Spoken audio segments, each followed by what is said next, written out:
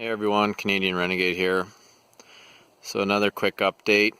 I actually had to come out here because my padlock wasn't working that I set up for my contractors. I think somebody just dropped it in the mud, but I don't think anybody wanted to admit it because nobody told me that, and then when I got out here the whole thing was covered in mud, so I guess that's why it probably wasn't working, but whatever.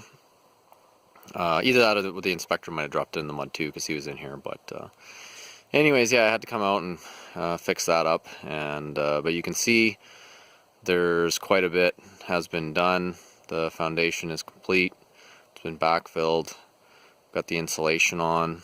Some of the material is staged and whatnot. So why don't we go down there and take a little bit better look? Okay, so here's the foundation.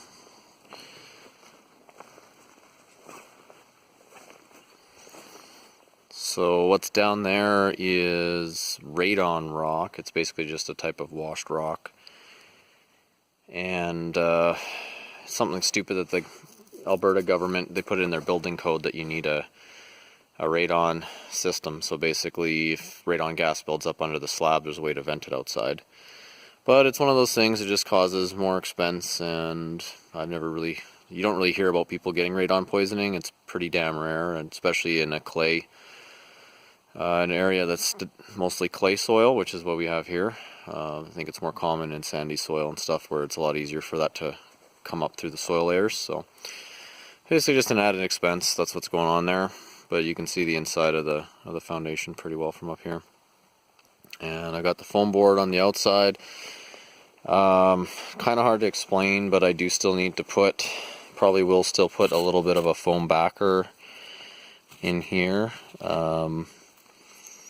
I can't remember what it's called, but there's basically a wrap around the foundation, but underneath this foam it's about a 1/2 inch wide. It lets water drain down, and that's why it's not flush. So probably still need to put some foam in there, but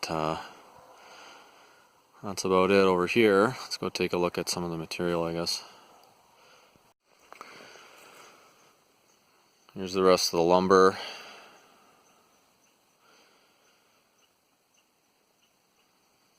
And we've got our subfloor OSB over there, the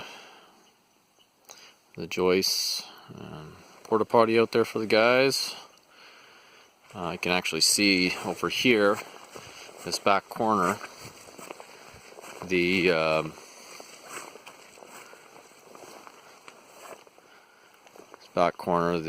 foam insulation has been left off, and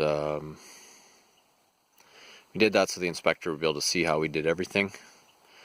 That's why it's not backfilled here. And then the reason why the foam insulation's been left off, though, is that's going to be a cold room back there in that corner. So that's what's going on there.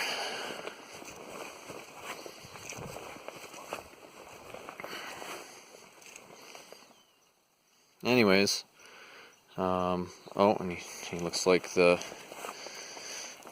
inspector or somebody had a look at this, maybe at the pile. The other one's over there. It's a little bit low, but I'll have to figure something out there with that. But